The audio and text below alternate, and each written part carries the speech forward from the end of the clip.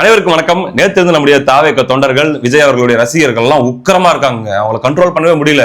என்ன சொன்னாலும் கேட்க மாட்டாங்க. சாமி சாமி பொறுமை இல்ல வேண்டாம் விடுங்க, இந்த வயசுல இவ்வளவு கோபம்லாம் ஆகாது, என்ன இவ்வளவு பிபி ஏறுது, கொஞ்சம் காமா இருங்க அப்படின்னு சொன்னாலும் இல்லப்பா கேட்க முடியாதுங்க. என்னங்க அவன் என்ன பேசிட்டு இருக்கிறான், அவன் என்ன நினைச்சிட்டு பேசிட்டு இருக்கிறான், நார்த் இந்தியா நினைச்சிட்டு இருக்கிறானா இல்ல டெல்லின்னு நினைச்சிட்டானே. இது தமிழ்நாடு இல்லடா, தளபதி நாடு.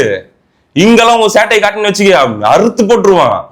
கோடு போடாமே உள்ள இருக்கிற போட்டி பூரா உருவுறது எப்படின்னு காட்டுமா பேசுறான் பேச்சு. இவனை முடிக்காம நிகழ்ச்சியை முடிக்க மாட்டாங்க. பாய்ஸ் ரெடி ஆயிடுக்காங்க, இவங்களை போட்டு நசுக்கிறோம்.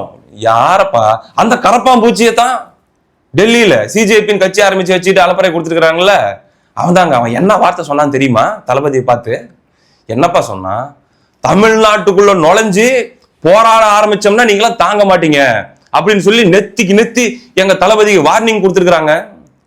அப்படிலாம் எதுவும் கொடுத்தா மாதிரி தெரியலையப்பா அப்படின்னா கொடுத்துருக்காங்க. வந்துச்சுங்க இன்ஸ்டால ஆல்ரெடி 1000 பேர் ரீல்ஸ் போட்டாங்க. இப்ப நான் ஓடிட்டு இருக்கிறேன் பின்னாடி, நான் ஆல்ரெடி லேட்டு ஃபர்ஸ்டே போட்டிருக்கணும் அப்படின்னு சொல்லி. இங்க பார், யாரு தெரியுமா, ஜனநாயகன் படத்துல அந்த காட்டுக்குள்ள வெற்ற சீன் பாக்குறியா, பயமா இருக்கும் பாரு.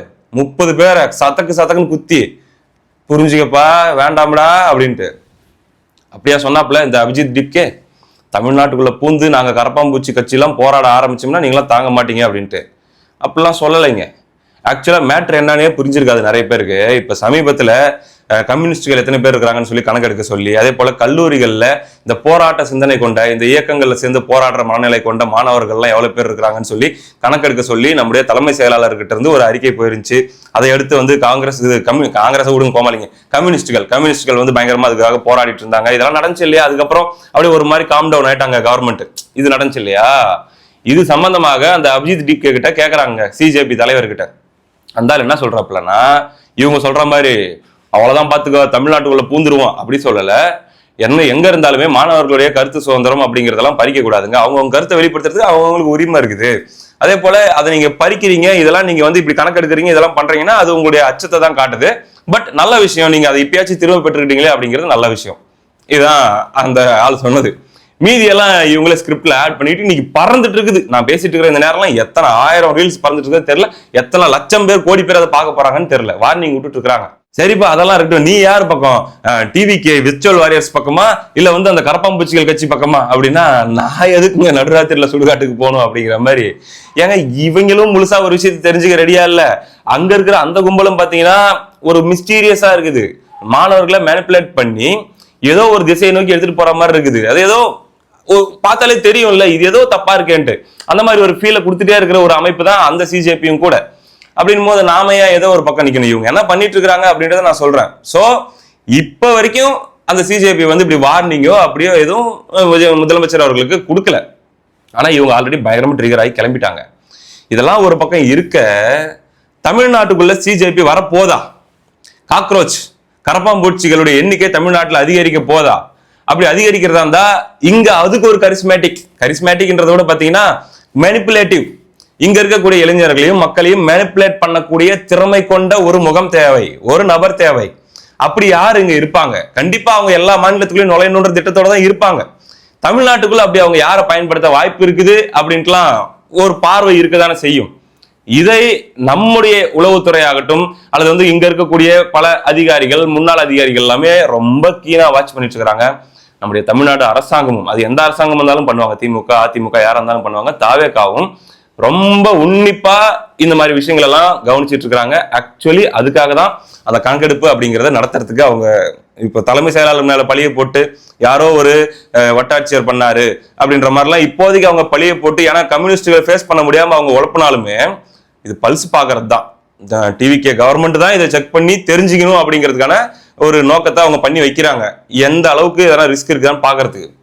அப்போ தமிழ்நாட்டுல இந்த கரப்பாம்பூச்சிகள் வர்றதுக்கான ரூட்டை அமைச்சு கொடுக்க போறது யாரா இருக்கலாம் அப்படின்னு பார்க்கும்போது ஒருத்தருடைய பேர் அடிப்படுதுங்க. நம்ம விசாரிச்சு பார்க்கும்போது அது யாருன்னா சவுக்கு சங்கர் அவர்கள். இப்பொழுது நம்ம சொல்ற தகவல் எல்லாம் பாத்தீங்கன்னா சோஃபார் இப்ப வரைக்கும் இருக்கிற நிகழ்வுகள் என்ன அப்படின்னு தான் நம்ம சொல்லுவோமே தவிர நாளைக்கு இதுதான் நடக்க போகுது அப்படின்னு சொல்ல முடியாது. ஏன்னா டெவலப்மெண்ட்ஸ் எப்படி வேணா நடக்கலாம், என்ன வேணா மாறலாம். பட் சோஃபார் இந்த சவுக்கு சங்கர் அவர்களோடு அந்த கரப்பாம்பூச்சி கட்சி இப்ப நல்ல அண்டர்ஸ்டாண்டிங்ல அவங்களுக்குள்ள நிறைய விவாதங்கள், நிறைய மீட்டிங்ஸ் நடந்துட்டு இருக்குது ஆல்ரெடி அப்படிங்கிற மாதிரி நம்ம கேள்விப்படுறோம். அவங்க க்ளோஸ் கான்டாக்ட்ல இருக்காங்க அப்படின்னு நம்ம தகவல்கள் கேள்விப்படுறோம். ஆல்ரெடி 3 மீட்டிங் நடந்திருக்குது. சண்டிகர்ல 2 மீட்டிங், ஹிமாச்சல் பிரதேசத்துல ஒரு மீட்டிங் அப்படின்னு சொல்லி சவுக்கு சங்கர் அவர்கள் போயிட்டு சந்திப்புகளை மேற்கொண்டு வந்திருக்கிறார் அப்படின்ற மாதிரியான தகவல் நம்ம கேள்விப்படுறோம். அண்ட் என்ன அஜெண்டாவா இருக்கலாம் அப்படின்னு சொல்லி சந்தேகப்படுறாங்க அப்படின்னா, இப்போ ஒரு மேனிப்புலேட்டர் தேவை. இப்ப டிவிகே விஜய் அவர்கள் அவரே ஒரு மேனிப்புலேட்டர், பயங்கரமா மேனிப்புலேஷன் பண்ணி கோடிக்கணக்கான பேர் அவரால் வந்து இன்ஃப்ளூயன்ஸ் பண்ண முடியுது அப்படின்னா, சவுக்கு சங்கரும் ஒரு மேனிப்புலேட்டர். பெரிய அவருடைய என்ன சொல்றது, இதுக்கு முன்னாடி மிகப்பெரிய போராட்டங்கள்ல கலந்துருக்காரு, மிகப்பெரிய போராட்டங்கள்ல கலந்துக்கிட்டு மிகப்பெரிய நீதிகள் பெற்றுக் கொடுத்திருக்காரு அப்படின்ற மாதிரிலாம் இல்ல. பயங்கரமான பர்சனல் அஜெண்டாவுக்காக அவருக்கு இந்த அதிகாரி பிடிக்கும், இந்த அதிகாரி பிடிக்காது அப்படின்றதுக்காக ஒரு நரேட்டிவை செட் பண்ணி அந்த கதையில ஹீரோ வில்லன் கான்செப்டை கிரியேட் பண்ணி அதுல வந்து பயங்கரமா எடுத்துட்டு போற, டெய்லி ஒரு ஸ்கிரீன் பிளே மாதிரி நடக்கிற நிகழ்வுகளை எடுத்துட்டு போறதும், அதே போல தங்களுடைய அறிவுறுத்தல் மூலமா தான் இந்த கவர்மெண்ட் செயல்பட்டு இருக்குது அப்படிங்கிற மாதிரியான ஒரு நரேட்டிவை கொண்டு போறதும், இந்த மாதிரியான வேலைகள் எல்லாம் பண்ணிட்டு இருக்கக்கூடிய நபர். சோ இப்ப இவர் இன்னைக்கு பாத்தீங்கன்னா கம்ப்ளீட்டா சூப்பர் கவர்மெண்ட் ஒன்று நடந்துட்டு இருக்குது. முதலமைச்சர் வந்து அருமையான ஒரு அரசாங்கம் கொடுத்துட்டு இருக்கிறாரு. This man is here to stay Malathi அப்படிங்கிற மாதிரிலாம் பாத்தீங்கன்னா பயங்கர பில்டப்பா கொடுத்துட்டு இருக்கிறாரு. லட்சக்கணக்கான இவங்க டிவிகே இளைஞர்கள் கூட பாத்தீங்கன்னா அவரை ஃபாலோ பண்ண ஆரம்பிச்சிருக்காங்க. நேர்மையா பேசுறாரு, உண்மையை பேசுறாரு, நம்ம முதலமைச்சருக்கு சப்போர்ட்டிவா இருக்காரு அப்படின்லாம் சொல்லி அப்படியே பார்க்க ஆரம்பிச்சிருக்காங்க. ஆனா அந்த அதர் ஹேண்ட் ஆல்ரெடி அவர் வந்து பாத்தீங்கன்னா சிஜேபி கூட க்ளோஸா ஆல்ரெடி பிஹைண்ட் த ஸ்கிரீன்ஸ் சில மூவ்மெண்ட்ஸ் எல்லாம் பண்ணிட்டு இருக்கிற, சில டெவலப்மெண்ட்ஸ் எல்லாம் நடந்துட்டு இருக்கிற மாதிரி கேள்விப்படுறோம். இது எப்படி போகலாம் அப்படின்னு சொல்லி விவரம் தெரிஞ்சவங்க சொல்றாங்க அப்படின்னா, கொஞ்சம் கொஞ்சமா முதல்ல வந்து பயங்கரமா புகழ்ந்து பல லட்சக்கணக்கான பேரை வந்து நம்பிக்கை பெறுவது, பல லட்சக்கணக்கான இளைஞர்களுடைய நம்பிக்கையை, தாவேக ஆதரவாளர்களுடைய நம்பிக்கையை பெறுவது. அதுக்கப்புறம் அடுத்த ஸ்டெப் கொஞ்சம் கொஞ்சமா இந்த அரசாங்கம் ஏதோ கொஞ்சம் தப்பா இருக்க மாதிரி தெரியுதே மாலதி, தெரியுதே நிதிஷ், நம்ம வேற மாதிரி எதிர்பார்த்தோம், ஆனா இந்த இடம்லாம் கொஞ்சம் தப்பா இருக்கு. முதலமைச்சரும் வந்து பாத்தீங்கன்னா கொஞ்சம் ரொம்ப ஷார்ப்புன்னு நம்ம நினைச்சோம், ஆனா அவரும் கொஞ்சம் ஓவர் கான்பிடன்ஸ்ல ஆட்டம் போடுற மாதிரி தெரியுது. அண்டு கொஞ்சம் ஆணவம் அதிகமாயிருச்சு மாதிரி தெரியுது. இப்பவே ஆணவத்துலதான் அவங்க ஆடினுங்கிறாங்க, ஆனா இப்ப அதை சொல்ல மாட்டாரு. அப்படி எடுத்துட்டு போய் ஒரு 1 இயர் அப்படின்ற ஸ்டேஜுக்கு போனதுக்கு அப்புறம் ஒரு பல லட்சக்கணக்கான பேர் வந்து நம்மள முழுசா நம்புறாங்க அப்படின்ற ஸ்டேஜுக்கு போனதுக்கு அப்புறம் கொஞ்சம் கொஞ்சமா இதே அரசாங்கத்து மேல சந்தேகங்களை எழுப்ப ஆரம்பிச்சு, அப்புறம் கொஞ்சம் கொஞ்சமா இப்ப இவங்க ட்ரிகர் பண்ண ஆரம்பிக்கிறாங்கன்னு அரசாங்கம் என்ன பண்ணும், அவங்களுக்கு ஏதாச்சும் ஒரு ட்ரிகர், அவங்கள ஏதாச்சும் டார்கெட் பண்றது, இல்ல அவங்கள அரெஸ்ட், இப்போ போன டைம்ல நடந்துச்சு இல்ல, அந்த மாதிரி ஏதாச்சும் ஒண்ணு நடக்கும்போது இது யாருமே மாற்றம் இல்லைங்க. நம்ம மாற்றம் நினைச்சோம், ஆனா இந்த உலகத்துல யாருமே மாற்றம் இல்லை, நமக்கு நாம தான் மாற்றம் அப்படிங்கிற மாதிரியான ஒரு ஸ்கிரீன் பிளே ரெடி பண்ணி அடுத்து அப்படியே அந்த சிஜேபி அப்படிங்கிற ஒரு விஷயம் மூலமா தமிழ்நாட்டுக்குள்ள வரலாம், அதுக்கு சவுக்கு சங்கர் போன்ற ஆட்களை சிஜேபி பயன்படுத்தலாம் அப்படின்ற மாதிரியான ஒரு விஷயத்தை நம்ம கேள்விப்படுறோம். ஆனா தொடர்புல இருக்கிறது உண்மை அப்படிங்கிறது தான் இன்னைக்கு வரைக்கும் நம்ம கேள்விப்படுற தகவல்.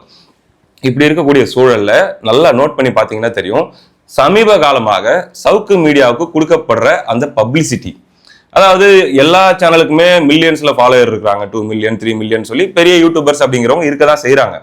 ஆனா அப்படி இருக்கக்கூடிய எல்லாரையுமே பாத்தீங்கன்னா கலாட்டா, பிஹைண்ட் வுட்ஸ், இந்த மாதிரியான பயங்கரமான கார்பரேட் சேனல்ஸ் எல்லாம் கூப்பிட்டு உட்கார வச்சு, ஆடியன்ஸ் எல்லாம் கூப்பிட்டு வச்சு மிகப்பெரிய ஷோஸ் பண்றது, அதுக்கப்புறம் வந்து செலிபிரிட்டிஸ் எல்லாம் கூப்பிட்டு வச்சு அதுல வந்து பெரிய அளவுல கொஸ்டின்ஸ் எல்லாம் கேட்க வைக்கிறது, அவங்கள ஒரு செலிபிரிட்டியா புஷ் பண்றது, ஒரு யூடியூபராகவும் அல்லது வந்து ஒரு அரசியல் விமர்சகராகவும் இருக்கக்கூடிய ஒரு நபரை ஒரு மிகப்பெரிய ஃபேன்ஸ் இருக்கக்கூடிய செலிபிரிட்டியா புஷ் பண்ற ஒரு வேலைக்கு வந்து இந்த பிஹைண்ட் வுட்ஸ், கலாட்டா இந்த மாதிரி சேனல்கள்லாம் வேலை செஞ்சு கொடுப்பாங்க இல்லையா. சும்மாலாம் செஞ்சு கொடுக்க மாட்டாங்க. ஒன்னொன்னுக்கு ஒரு பேக்கேஜ் இருக்குது. நம்ம நினைக்கிற மாதிரி ஏதோ ஆயிரங்கள்ல கிடையாது, லட்சங்கள்ல இருக்குது. இப்ப நீங்க இருக்கீங்க அப்படின்னா உங்களை கூப்பிட்டு ஒரு கெஸ்டா உட்கார வச்சு, உங்களுக்கு ஒரு ஃபேன்ஸ் மாதிரி ஒரு குரூப்பை உட்கார வச்சு, அங்க பெரிய எல்இடி ஸ்கிரீன்ல நிறைய டிசைனா போட்டோஸ், இந்த போட்டோவை பத்தி உங்களுடைய கருத்து என்ன, அந்த போட்டோவை பத்தி உங்களுடைய கருத்து என்ன, நீங்க என்ன நினைக்கிறீங்க, அது என்ன நினைக்கிறீங்க, இது என்ன நினைக்கிறீங்கன்ற மாதிரி திடீர்னு வந்து சர்ப்ரைஸ் என்ட்ரி, யாராச்சும் ஒரு செலிபிரிட்டி உள்ள வர்றது, இது எல்லாமே பண்றது வந்து ஒரு பெரிய பேக்கேஜ் அடிப்படையில் பண்ணி தருவாங்க. சும்மாலாம் அவங்க பண்ணி தர மாட்டாங்க. அப்போ இவ்வளவும் பண்ணி சவுக்கு சங்கர் அவர்கள் ப்ரொமோட் பண்ணப்படுகிறார், அவர் தன்னை ப்ரொமோட் பண்ணி கொண்டிருக்கிறார் அப்படிங்கிறத நம்ம இதுல தெளிவா புரிஞ்சுக்கணும். இப்படி புரிஞ்சுக்கிறது மூலமா என்ன ஒரு விஷயம், இன்னொரு விஷயத்த நம்ம சொல்லலாம் அப்படின்னா, இது நமக்கு நிறைய பேருக்கு வந்து ஓஹோ இப்படி ஒரு ஆங்கிள் இருக்குதோ அப்படின்னு இருந்தாலுமே, அரசாங்கத்துக்கு இது எல்லாத்த பத்தின புரிதல் ஆல்ரெடி இருக்குது. அவங்க ரொம்பவே நுட்பமா சவுக்கு சங்கர் என்ற நபரை வந்து அவங்க வாட்ச் பண்ணிட்டு தான் இருக்கிறாங்க. ஏன்னா நம்ம எல்லாரோட அரசியல்வாதிகளா இருக்கக்கூடிய முதலமைச்சர் விஜய் அவர்களுக்காகட்டும் அல்லது அவர் கூட இருக்கிறவங்களாகட்டும் நல்லாவே தெரியும், இவர் இதுவரைக்கும் தூக்கி வச்சு பேசின எந்த கட்சியுமே அடுத்து எவ்வளவு கேவலப்படுத்த முடியுமோ அவளை கேவலப்படுத்தி, எந்த தலைவரையுமே எவ்வளவு அசிங்கப்படுத்த முடியுமோ அசிங்கப்படுத்தி, இழிவுபடுத்தி அவங்கள வந்து நாசமாக்குற அந்த ஒரு வேலையை அவரு செய்ய பார்ப்பாரு. ஆல்ரெடி டிஎம்கேக்கு பண்ணியிருக்காரு. அதுக்கப்புறம் பாத்தீங்கன்னா ஏடிஎம்கேக்கு நல்லா ஞாபகம் இருக்குது. ஜஸ்ட் பிஃபோர் எலெக்ஷனுக்கு ஒரு கொஞ்ச நாள் முன்னாடி அவர் வந்து விஜய் அவர்களை பார்த்து சொல்றாரு, உங்களுக்குலாம் ஜெயிக்கணுன்ற எண்ணம் இருந்தா நீங்களாம் வேலை செய்வீங்க, உங்களுக்குலாம் வேலை செய்யவே தெரியல, வேலை செய்யறதுனா எப்படி, அரசியல் பண்றதுனா எப்படி அப்படின்னு சொல்லி எடப்பாடி பழனிசாமி அவர்களை பார்த்து நீங்க கத்துக்காங்க, அவர மாதிரியான ஒரு சாணக்கியர் யாரும் கிடையாது அப்படின்னு சொல்லி விஜய் அவர்களே மட்டம் தட்டி பேசினாரு. யோ அவ்வளவுதான் இவங்கெல்லாம் அப்படின்ற மாதிரி. பட் எலெக்ஷன் முடிஞ்சு ஆட்சி மாற்றம் வந்த உடனே பாத்தீங்கன்னா அங்க எடப்பாடி பழனிசாமி அவர்களுடைய அதிமுக கட்சியில இருக்கக்கூடிய அந்த சண்டை போடுற குழுக்கள் இருக்குதுல்ல, அதுல ஒரு குழுவோட இவரு டைப் பண்ணிக்கிட்டு என்ன பண்ண ஆரம்பிக்கிறாரு, எடப்பாடி பழனிசாமி மாதிரி ஒரு வர்ஸ்ட் பொலிட்டிஷியன் யாருமே கிடையாது, எடப்பாடி பழனிசாமி மாதிரி ஒரு ஆக்டோபஸ் யாருமே கிடையாது, எடப்பாடி பழனிசாமி அடிச்சிட்டு இருக்கிறார் அதிமுகவை, சுத்தமா அவருக்கு அரசியல் பண்ணவே தெரியாது, அந்த கட்சியை தோக்கறதுக்கு அவரே ஒரு காரணமா அமைஞ்சிட்டாரு, அந்த கட்சியை காலி பண்ணிட்டாரு அப்படின்ற மாதிரியான ஒரு விஷயத்த யாருக்காக பண்ணி தராரு, அங்க இருக்கக்கூடிய அங்க ஒரு ரிபல்ஸ் இருக்காங்க இல்லையா அதிமுகல, அந்த ரிபல்ஸுக்காக இப்படி ஒரு விஷயத்த அவரு பண்ணி தராரு. இன்ஃபேக்ட் இதுல நீங்க கவனிக்க வேண்டிய இன்னொரு முக்கியமான விஷயம் என்ன அப்படின்னா, பல அரசியல் தலைவர்கள் இருந்தாங்க, ஆனா சவுக்கு சங்கர் அவர்களுக்காக அரசியல் மேடையில தேர்தல் பிரச்சாரத்தின் போது அவருக்கு நடந்த அநீதி பத்தி அல்லது அவருடைய அம்மாவுடைய மறைவு பத்தி மக்கள் கிட்ட நேரடியா பேசி எடுத்து சொல்லி நியாயம் கேட்டது எடப்பாடி பழனிசாமி அவர்கள் தான். சட்டமன்றத்துல சவுக்கு சங்கர் அவர்கள் வீட்டுல வந்து பாத்தீங்கன்னா சாக்கடை ஊற்றப்பட்ட அந்த நிகழ்வின் போது அடுத்தடுத்து அவர் கைது செய்யப்பட்ட போதெல்லாம் அதை ஒரு பிரச்சனையாக எழுப்பி கேள்வி கேட்டது எடப்பாடி பழனிசாமி அவர்கள் தான். ஆனா ஒண்ணும் இல்லைங்க, அந்த இடத்துல நீங்களோ நானோ இருந்திருந்தா சவுக்கு சங்கர் இடத்துல அவ்வளோ ஒரு கொடுமையான சூழல்ல ஒரு அவ்வளவு பெரிய 33 வருஷம் தமிழ்நாட்டை ஆண்ட கட்சியுடைய ஒரு தலைவர் நம்மளை பத்தி அசம்பிளிலையும் நம்மளை பத்தி வந்து பாத்தீங்கன்னா மக்கள்கிட்டையும் பேசியிருக்காரு, நமக்காக நீதி கேட்டிருக்காரு அப்படின்ற ஒற்றை காரணத்துக்காக அதுக்கப்புறம் அவங்க மேல 1000 விமர்சனம் வந்தாலும் நம்ம என்ன பண்ணிடுவோம்னா நமக்கு மனசு கேட்காது, சே வேணடா, நம்மளுடைய வேர்ஸ்ட்ல அவங்க வந்து நம்மளை காப்பாற்றணும்னு நினைச்சாங்க அல்லது வந்து நமக்காக வாய்ஸ் அவுட் பண்ணாங்க, நம்ம கடந்தாச்சும் போவோம், நமக்கு பிடிக்கலன்னா நம்ம அவாய்ட் பண்ணிட்டு போவோம் அப்படிங்கிற அளவுலையாச்சும் நம்ம யோசிப்போம். ஆனா அப்படி கூட துளி கூட யோசிக்காம கொஞ்சம் கூட மனசுல ஈரம் இல்லாம தூக்கி போட்டு நசுக்கக்கூடிய ஒரு நபர் தான் சவுக்கு சங்கர் அவர்கள். அப்படி இருக்கக்கூடிய இந்த நபருடைய கேரக்டர், இவருடைய செயல்பாடுகள் எல்லாமே ஆளுங்கட்சியான தமிழக வெற்றி கழகத்துக்கும் தெரியும், முதலமைச்சர் விஜய் அவர்களுக்கும் தெரியும். அப்புறம் எப்படிப்பா இவங்க சொல்ற மாதிரியே கவர்மெண்ட் நடந்துட்டு இருக்குது, இவங்க சொல்றதெல்லாம் அடுத்தடுத்து வந்து கவர்மெண்ட்ல நடக்கிற மாதிரி தான் நாங்க செய்தி பாக்குறோம் அப்படின்னா, அவரை சுத்தி இருக்கக்கூடிய அதிகாரிகள்ல ஒருத்தர் 2 பேர் என்ன பண்ணுவாங்க அப்படின்னா கான்டாக்ட்ல இருப்பாங்க. இது எல்லா ஆட்சியிலையும் நடக்கும் இந்த மாதிரியான ஆட்களோட. அவங்க இன்ஃபர்மேஷன்ஸை கொடுப்பாங்க, அடுத்து இது வரப்போகுது அல்லது இப்போ இது நடந்துட்டு இருக்குது அப்படிங்கிற இன்ஃபர்மேஷனை கொடுப்பாங்க. அதை வச்சு இவங்க ஒரு ஸ்கிரீன் பிளே ரெடி பண்ணுவாங்க. ரெடி பண்ணி இவங்க நடக்கும் பாருங்க, இது நடந்துட்டு இருக்குது பாருங்க அப்படின்னு சொல்ல அது நடந்த மாதிரியான ஒரு விஷயம் தெரியும். அந்த அதிகாரிகள்லாம் ஏன் வந்து இந்த மாதிரியான ஆட்களோட டைப் வச்சுப்பாங்க அப்படின்னா, அவங்க மற்ற சில அதிகாரிகளோட போட்டியில் இருப்பாங்க. அவங்களுடைய ஒரு அதிகாரி இன்னொரு அதிகாரியை காலி பண்றதுக்காக இந்த மாதிரியான ஆட்களை பயன்படுத்திப்பாங்க. சோ இவங்க அதனாலதான் ஒரு குறிப்பிட்ட அதிகாரி ஐஏஎஸ் ஐபிஎஸ் அதிகாரியை வில்லனா காட்டுறதும், இன்னொரு ஐஏஎஸ் அதிகாரியை வந்து ஹீரோவா காட்டுறதும், இது எல்லாமே இவங்க பண்றது என்னன்னா இந்த ஒரு அரசியலுக்காக தான். இதுல பப்ளிக்கு இன்ஃபேக்ட் பாத்தீங்கன்னா சம்பந்தமே கிடையாது. அப்போ இளைஞர்களை, பெரிதாக அரசியல் புரிதல் இல்லாதவர்களை மூளை செலவை செய்யறதுக்கு இப்ப சிஜேபி மாதிரியான சக்திகளுக்கு இந்த மாதிரியான நபர்கள் தான் அப்படியே அல்வா துண்டு மாதிரி அவங்களுக்கு மேனிபுலேட்டர்ஸ் தேவை. அதனாலதான் அவங்க இப்ப இவங்களோட தொடர்பு வச்சு பேசிட்டு இருக்கிறாங்க அப்படின்ற செய்தி நம்ம கேள்விப்படுறோம். இது அடுத்த ஸ்டேஜுக்கு போகுமா, இவங்களுக்கு இந்த நபர் மூலமா தான் அவங்க உள்ள வர போறாங்களா, இந்த நபர் தலைமையில தான் அதெல்லாம் செயல்படுத்த போறாங்களா அப்படிங்கறதெல்லாம் லேட்டர் ஸ்டேஜ். அடுத்து வரக்கூடிய காலங்கள்ல தான் வந்து அதை பத்தின கிளாரிட்டி கிடைக்கும். அதுக்குள்ள அவங்களுக்குள்ள எதனா முட்டிச்சு இல்ல ஏதாச்சும் ஒரு டிஃபரன்ஸ் ஆஃப் ஒப்பீனியன் வந்துருச்சு அப்படின்னா அது வேற சினாரியோ. பட் சோ ஃபார் இப்படி ஒரு விஷயம் போயிட்டு இருக்குது அப்படிங்கிறத நம்ம தகவல் கேள்விப்படுறோம். அடிக்கடி சந்திப்புகள் நடக்குது அப்படிங்கிற தகவலை நம்ம கேள்விப்படுறோம். ஜஸ்ட் இதை பொதுமக்கள் பார்வைக்காக நம்ம எடுத்து வைக்கிறோம். அடுத்த வீடியோல சந்திப்போம். நன்றி.